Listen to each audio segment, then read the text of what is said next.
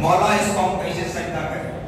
فرشتوں نے نہیں کہا بلکہ اللہ کے حکم کی تعمیر کے لیے سجدہ ریز ہوئے، سجدہ ریز ہوئے الا ابلیس، ابلیس نے انکار کیا، کہنے لگا میں آگ سے بنایا گیا ہوں، پانی اور مٹی سے بنایا گیا اور آگ پانی اور مٹی سے اعلیٰ ہے، میں اعلیٰ ہو کر ادنا کے سامنے کیسے جھکوں؟ اللہ نے کہا ٹھیک ہے، اب تو ہمیشہ کے لیے ملعون قرار دیا گیا۔ اب حضرت سیدنا آدم علیہ السلام کے اس مجسمے میں روح ڈالی گئی اللہ کے حکم سے، فرشتوں نے روح ڈالی، فرشتے روح ڈالنے کے بعد جب وہ روح اندر داخل ہوئی حضرت آدم علیہ السلام کے مجسمے میں تو فوراً واپس آ گئی، کہنے لگی مولا، فرشتوں سے مخاطب ہو کر کہہ رہی روح زبان حال سے کہ اس اندھیری کھوپڑی کے اندر میں کیسے رہوں جہاں بالکل اندھیرا ہی اندھیرا نظر آ رہا ہے، اس اندھیری کھوپڑی میں کیسے رہوں؟ اب فرشتے مایوس ہوئے، اب فرشتوں کے اندر ایک ہیبت طاری ہوئی کہ اللہ کو کیا جواب دے، اللہ پاک جب سوال کرے گا تو کیا جواب دے؟ اس سے پہلے فرشتے رب کی بارگاہ میں عرض کرنے لگے مولا تیرے حکم پر ہم نے اس مجسمے کے اندر روح پھونکی، لیکن روح واپس باہر آ کر زبان حال سے کہہ رہی ہے کہ اس اندھیری کھوپڑی کے اندر میں کیسے رہوں؟ تب اللہ پاک نے فرمایا اے فرشتو تم نے اپنا کام پورا کیا، مایوس ہونے کی ضرورت نہیں ہے، ذرا رک جاؤ۔ اس کے بعد اللہ رب العالمین نے اپنے دستے قدرت کو اس آدم علیہ نبی علیہ السلام کے مجسمے پر رکھا اور فرشتوں کو حکم دیا کہ اے فرشتوں اب دوبارہ روح کو پھونکا جائے۔ جب فرشتوں نے روح کو دوبارہ پھونکا تو روح اندر داخل ہوئی، کیا دیکھتی ہے کہ اجالا ہی اجالا نظر آ رہا ہے، اجالا ہی اجالا نظر آ رہا ہے۔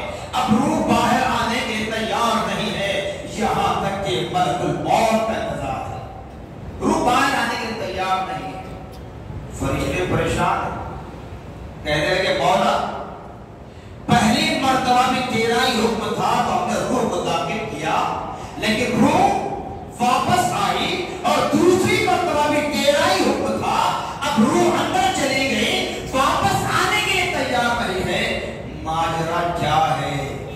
اللہ پاک نے فرمایا جب پہلی مرتبہ روح گئی تھی تو صرف روح تھی، جب دوسری مرتبہ تم نے میرے حکم پر روح کو داخل کیا پھونکا تو اس وقت دستے قدرت سے میں نے اس مجسمہ آدم پر یعنی آدم علیہ السلام کی پشت پر پیارے آقا محمد رسول اللہ صلی اللہ علیہ وسلم کے نور کو رکھا، تب روح اندر داخل ہوئی تو اندر اجالا ہی اجالا پا رہی ہے، اس لیے واپس آنے کے لیے تیار نہیں ہے۔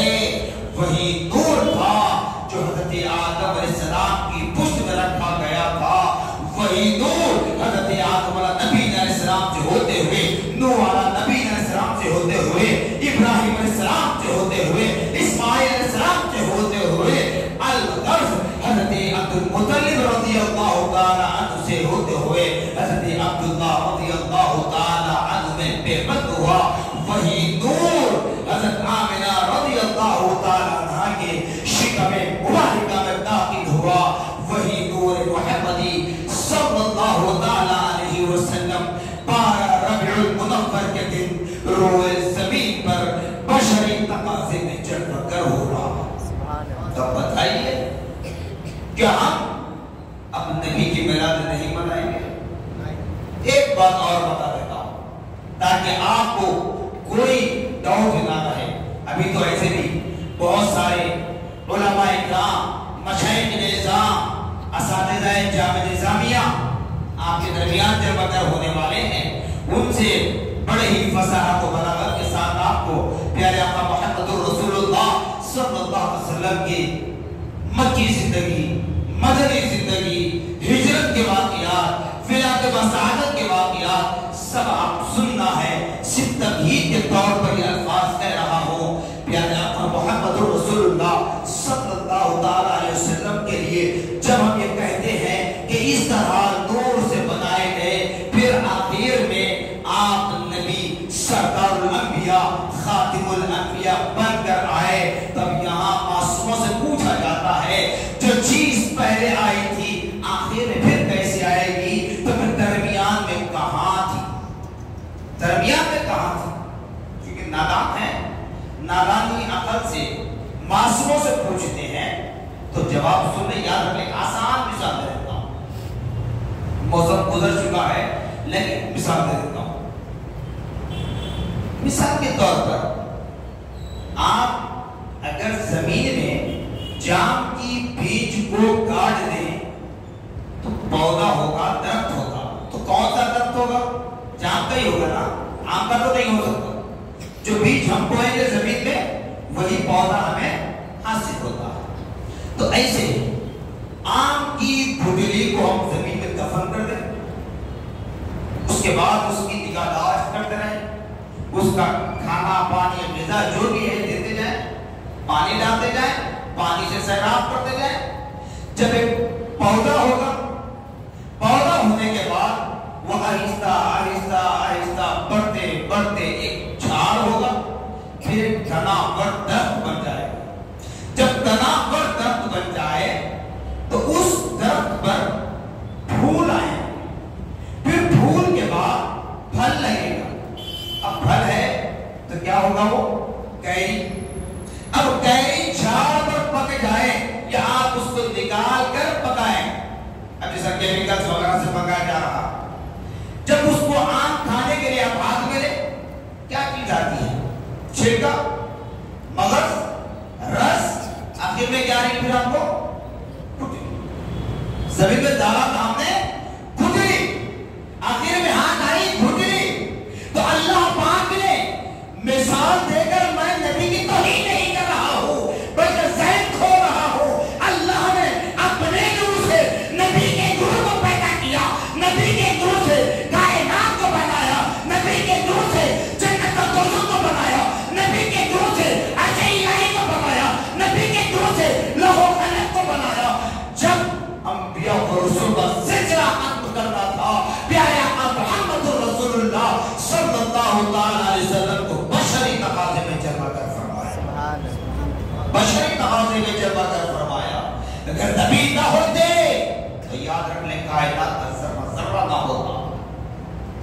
پوچھتے ہو قرآن میں ذکر ہے، قرآن میں ذکر ہے، تم نے قرآن پڑھا کبھی؟ صرف عربی جملے پڑھنا، عربی ٹیکسٹ پڑھنا، اس کا نام قرآن نہیں ہے۔ استاذ الاساتذہ شیخ الشیوخ میرے طریقت رہبر شریف حضرت العلامہ مولانا سید شاہ طاہر رضوی صاحب قبلہ رحمۃ اللہ علیہ مفسر قرآن گزرے ہیں، صوفی بصفا تھے، افضل گنج کی جامع مسجد میں درس تفسیر دیا کرتے تھے، ہر اتوار کو کم سے کم 1 گھنٹہ تفسیر ہوتی تھی۔ بتایا گیا کہ 2.5 سال کا عرصہ ہوا سورہ فاتحہ کی تفسیر ختم نہیں ہوئی۔ اب بتائیے سورہ فاتحہ میں آیت کتنے ہیں؟ سورہ فاتحہ پہ کتنی دیر پڑھا جاتا ہے؟ اب اس کا ترجمہ، اس کی تشریح، اس کی ایک ایک آیت کا مقصد، مفہوم، شان نزول سب اگر بدلا دے تو کیا ہے؟ مگر آپ نے 2.5 سال تک تفسیر بیان کی، لیکن بتایا جاتا ہے کہ سورہ فاتحہ کی تفسیر بیان کرتے کرتے کہا کہ ابھی سورہ فاتحہ کی تفسیر مکمل نہیں ہوئی۔ تب بتاؤ اس اعتبار سے اگر دیکھیں تو قرآن کو کس نے پڑھا؟ قرآن کو سمجھا کس نے؟ صرف عربی جملے پڑھنے کا نام قرآن نہیں ہے۔ قرآن پڑھنا اس وقت کا نہیں ہوگا جب تم قرآن کو پڑھ کر سمجھنے کی صلاحیت پیدا کرو۔ میرے آقا محمد رسول اللہ صلی اللہ تعالی علیہ وسلم کی حیات طیبہ کے ذکر و اذکار ہے قرآن پاک میں۔ یہ کیوں کہہ رہا ہوں؟ اس لیے کہ پیارے آقا محمد رسول اللہ صلی اللہ تعالی علیہ وسلم نے اس روئے زمین سے رخصت ہوئے، داعیہ جب لبیک کہے، صحابہ اکرام ام المومنین حضرت عائشہ صدیقہ رضی اللہ تعالی عنہا کی بارگاہ میں حاضر خدمت ہوتے ہیں، عرض گزار ہوتے ہیں، اے ام المومنین، دیکھیے ان صحابہ کی جماعت میں خلیفہ اول حضرت ابوبکر صدیق رضی اللہ تعالی عنہ بھی موجود ہیں، عمر فاروق بھی ہیں، عثمان غنی بھی ہیں، حضرت علی مرتضی بن حیدر کرار بھی ہیں، اور ابوبکر صدیق رضی اللہ تعالی بھی ہیں، حضرت عائشہ صدیقہ رضی اللہ تعالی عنہ، ابوبکر صدیق رضی اللہ تعالی عنہ کی صاحبزادی ہیں، ہمارے پیارے آقا صلی اللہ علیہ وسلم کی زوجہ مطہرہ ہیں۔ جب حضرت ابوبکر صدیق رضی اللہ تعالی عنہ ام المومنین کی بارگاہ میں حاضر ہوتے ہیں، یہ نہیں کہتے کہ اے میری بیٹی، نام لے کر نہیں کہا، بلکہ کیا کہا، اے ام المومنین۔ اللہ اکبر، قربان جائیں صدیق اکبر کی جذبہ ایمان پر، محبت رسول پر، عشق رسول پر۔ تو صدیق اکبر کہتے ہیں، بتانا چاہتے ہیں دنیا والوں کو، جیسے نادانوں کو، جب تک عائشہ کا نکاح نبی سے نہیں ہوا تھا تب تک وہ میری بیٹی تھی۔ جب اس کو عائشہ صدیقہ کو میرے پیارے آقا صلی اللہ علیہ وسلم کے آخر نکاح میں دیا گیا تو اس وقت سے آج تک میں نے کبھی نام لے کر نہیں پکارا، بلکہ اللہ نے، میرے رب نے نبی پاک صلی اللہ علیہ وسلم کی جو عظمت دکھلائی کہ اے نبی، آپ کے آخر نکاح میں جو خاتون اسلام آئے گی وہ خاتون اسلام صرف اپنے کوکھ سے جنم دینے والی اولاد کی ماں نہیں بلکہ قیامت تک آنے والے تمام مومنین کی ماں کہلائے گی۔ اس لیے ابوبکر صدیق نے بے ساختہ کہہ دیا، اے ام المومنین، اے ام المومنین۔ بتاؤ ہمارے نبی کی زندگی کیسی تھی، بتاؤ ہمارے نبی کی زندگی کیسی تھی، جبکہ وہ ابوبکر صدیق رضی اللہ تعالیٰ سفر میں ساتھ، حضر میں ساتھ، غار میں ساتھ ہیں، ہجرت میں ساتھ ہیں۔ معراج کی سب سے پہلے تصدیق کرنے والی ذات کا نام ابوبکر۔ پھر اب وہ ابوبکر پوچھ رہے ہیں کہ نبی کی زندگی کیسی تھی؟ تو ماں عائشہ صدیقہ رضی اللہ تعالیٰ نے کیا فرمایا، کیا سوال کیا صحابہ سے، اے میرے نبی کی جان نثار صحابہ، تم میرے نبی کے متعلق پوچھتے ہو، کیا تم نے کبھی قرآن نہیں پڑھا؟ اب تک سمجھ رہے تھے کہ میں تم پر طنز کر رہا ہوں، طنز نہیں کر رہا ہوں، ذہن کھول رہا ہوں، میری طاقت میری بساط نہیں ہے کہ جو سرکار کے اوصاف حمیدہ کو میں بیان کروں، جس کی تعریف خود خدا نے کر دی۔ تو ماں عائشہ نے کہا، پوچھا کیا تم نے قرآن نہیں پڑھا؟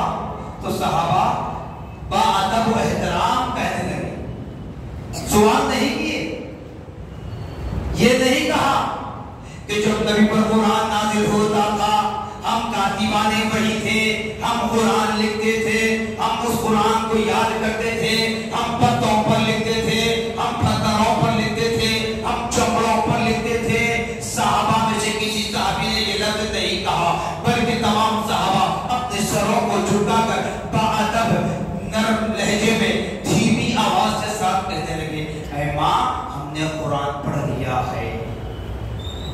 تو ماں عائشہ نے فرمایا، قرآن تو پڑھ لیے ہو لیکن قرآن کو نہیں سمجھے۔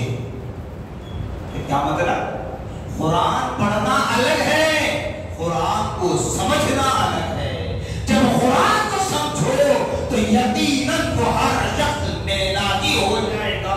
جو قرآن کو صحیح معنی میں سمجھے گا وہ نبی پاک صلی اللہ علیہ وسلم کی محبت کو اپنے دل میں بسائے رکھے گا۔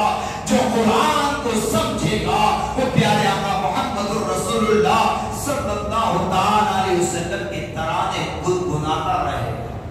تو اس لیے قرآن سمجھنے کی کوشش کریں، صرف معصوموں سے یہ نہ پوچھیں قرآن میں ہے، قرآن میں ہے، قرآن میں ہے۔ تو آخری بات آپ کو بتا دیتا ہوں، یہ آج کا ایک دن نہیں جو میں لمبا وقت لے چلوں آپ کو، انشاءاللہ پورے 12 دن ہمیں بیٹھنا ہے۔ ایک آخری بات بتا دیتا ہوں، جو کوئی بھی کسی اعتبار سے آپ سے کہیں صحابہ نے منایا تھا، ہاں ایک بار اب ایک آتے ہیں پھانسی کا پردہ اپنے گلے میں ڈالتے ہیں، اب وہ لکھتے ہیں امام اعظم ابو حنیفہ رحمۃ اللہ علیہ کے دور میں اتنے مرتبہ ربیع الاول آیا، امام شافعی کے دور میں اتنے مرتبہ ربیع الاول آیا، امام مالک کے دور میں اتنے مرتبہ ربیع الاول آیا، امام احمد بن حنبل کے دور میں اتنے مرتبہ ربیع الاول آیا۔ پھر اس کے بعد صحابہ کے نام لے کر فلاں فلاں اس طریقے سے آپ کو کہتے ہیں بتاؤ انہوں نے میلاد منایا کیا؟ تو ان سے پوچھنا ٹھیک ہے صاحب انہوں نے منایا یا نہیں منایا اس کا پروف ہم بعد میں کریں گے، ذرا آگے بتاتے اس وقت آپ تھے امام شافعی کے دور میں، آپ تھے امام اعظم کے دور میں، آپ تھے امام مالک امام احمد بن حنبل رحمہ اللہ کے دور میں، آپ تھے نہیں؟ تو پھر اعتراض کمنٹ کیسے؟ اب صحابہ کی بات پوچھتے ہو، ہمارے نبی کے وہ صحابہ اس طریقے سے میلاد منائی، اگر کاش اس وقت آج کے جتنے ضروریات ہیں، آج جتنے سامان مہیا ہیں، اگر اس وقت ہمارے صحابہ میں ہوتے تو زمین سے آسمان تک تو ان کی تاریخ بتا دیتے۔ صحابہ ہمیشہ نبی کا میلاد مناتے، میلاد ہم تو ربیع المنور کے آنے پر مناتے ہیں، لیکن صحابہ ہمیشہ نبی کی میلاد کا ذکر غیر کرتے، یہاں تک کہ ماں سامنے ہوتی، والد سامنے ہوتے، بیوی سامنے ہوتی، بچے سامنے ہوتے، مال سب کچھ ہوتا، لیکن پیارے آقا محمد رسول اللہ صلی اللہ علیہ وسلم کے روضہ زیبا کی اگر زیارت نہ ہوتی تو بے چین و بے قرار ہو جاتا۔ یہ صحابہ کا عمل تھا، یہ صحابہ کا عمل تھا۔ تو اس لیے ان سے بس اتنا پوچھنا، اب زیادہ اگر فورس کر لیں میلاد منانا قرآن میں ہے کیا، تو ان سے یہ پوچھ لیں کہ بابا ٹھیک ہے قرآن میں میلاد کا ذکر منانا نہیں منانا، جائز نہ جائز، حرام حلال بدعت کے جتنے فتوے تم دیتے ہو اپنی جگہ ہے، آپ کے پیدا ہونے کا ذکر قرآن میں ہے، آپ کا نام ہے، آپ کے ابا جان کا نام ہے، آپ کے امی جان کا نام ہے، نہیں ہے، تو آپ کے ساتھ کیا کرنا؟ بس اتنا سوال کرنا، زیادہ بحث میں جانے کی ضرورت نہیں ہے۔ اسی لیے حضرت بانی جامع نظامیہ شہزادے فاروق اعظم امام محمد انوار اللہ فاروقی علیہ رحمۃ الرضوان تحریر فرماتے ہیں کہ لوگوں یعنی آقا محمد رسول اللہ صلی اللہ تعالیٰ علیہ وسلم جس ماہ مبارک میں اس دنیا میں جلوہ گر ہوئے وہ ماہ مبارک سال میں ایک مرتبہ آتا ہے، جس تاریخ میں پیدا ہوئے وہ تاریخ مہینے میں ایک مرتبہ آتی ہے، جس دن اس دنیا کو رونق بخشی وہ دن ہفتے میں ایک مرتبہ آتا ہے، وہ دن ہفتے میں ایک مرتبہ آتا ہے۔ اے ایمان والو، ہمارے پیارے آقا محمد رسول اللہ صلی اللہ تعالیٰ علیہ وسلم دیکھیے بانی جامع نظامیہ علیہ رحمۃ عشق رسول میں کیسے ڈوب کر لکھ رہے ہیں، بتا رہے ہیں کہ لوگوں تم سال کا انتظار کیوں کرتے ہو، مہینے کا انتظار کیوں کرتے ہو، تاریخ کا انتظار کیوں کرتے ہو، دن کا انتظار کیوں کرتے ہو؟ پیارے آقا محمد رسول اللہ صلی اللہ تعالیٰ علیہ وسلم جن لمحات میں تشریف لائے وہ لمحات تجھے روزانہ ملا کرتے ہیں، روزانہ تم نبی کی میلاد مناتے رہو، روزانہ تم نبی پر درود بھیجتے رہو، روزانہ تم نبی پر سلام پڑھتے رہو، یہ تمہارے پیارے آقا محمد رسول اللہ صلی اللہ علیہ وسلم سے قربت کا ذریعہ ہے۔ تو انشاءاللہ